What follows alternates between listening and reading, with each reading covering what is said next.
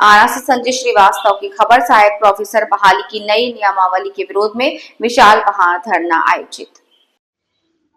सहायक प्रोफेसर बहाली की नई नियमावली में व्याप्त विसंगतियों के विरोध में आज समाहरणालय भोजपुर के समीप जेपी स्मारक के समक्ष बिहार के विभिन्न जिलों से आए सहायक प्रोफेसर अभ्यर्थियों और शोधार्थियों ने विशाल महाधरना आयोजित किया।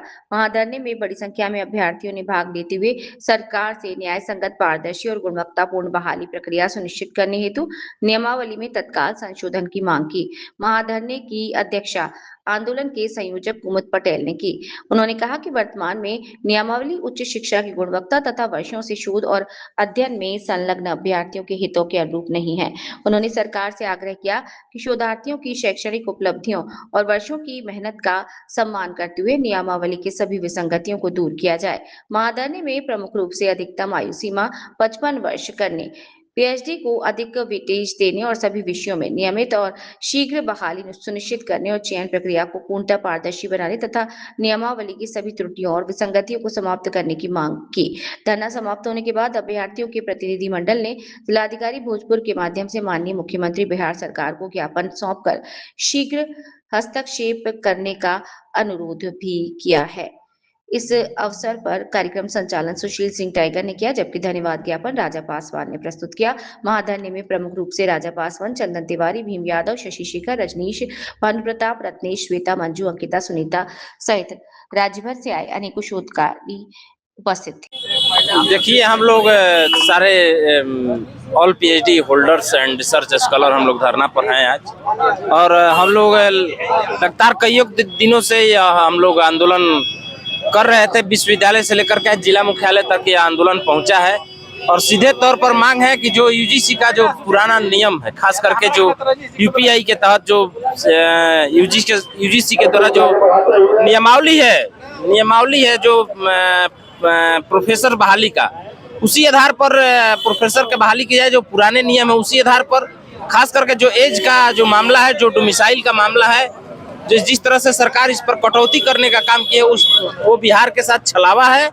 खास करके डोमिसाइल नीति लागू होना चाहिए, तब जाकर के बिहार के नौजवानों को रोजगार मिलेगा, ज्यादा से ज्यादा बिहार के अभ्यर्थी इसमें शामिल हो पाएंगे।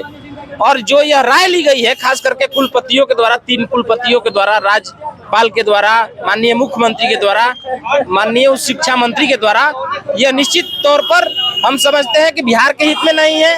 और जो कुलपति, जो 3 विश्वविद्यालय के कुलपति हैं जो यूपी से आते हैं, और पिछले दिनों क्या हुआ, बिहार के शिक्षक बहाली में सिर्फ और सिर्फ उत्तर प्रदेश के लोग आ गए बिहार प्राथमिक शिक्षक बहाली में, माध्यमिक शिक्षक बहाली में और उच्च शिक्षा में। तो इस तरह से हम जो डोमिसाइल जो सरकार जो नियम इस पे सख्ती से लागू होना चाहिए, एज का जो प्रावधान है बढ़ाना चाहिए, और जो पुराने नियम है यूजीसी का जो मानक है उसी आधार पर हो, लेकिन पुराने नियम मावली के तहत बिहार के अंदर में प्राध्यापक की बहाली हो। यही हमारी मांग है कि सरकार इस पर जल्द से जल्द पहल करे और आने वाले मानसून सत्र में अध्यादेश ला करके इस पर गहन विचार करने का काम करें। और आए हुए सभी पीएचडी धारियों को हम धन्यवाद देते हैं, आपको भी धन्यवाद देते हैं।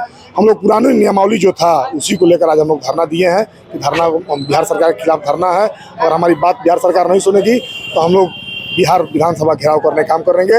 आरा में राज्यपाल आ रहे हैं, उनको घेराव करने का काम करेंगे, तो निश्चित है कि घेराव होगा, काली पोती पीटे जाएगा, ईटा ढेला चलेगा।